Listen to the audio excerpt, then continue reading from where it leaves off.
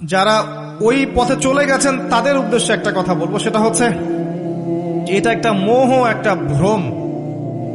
বাস্তবতা হচ্ছে যে আপনাকে প্রতিশ্রুতি দিচ্ছে সে আপনাকে অনেক ভালোবাসে, আদতে সে আপনাকে ভালোবাসে না।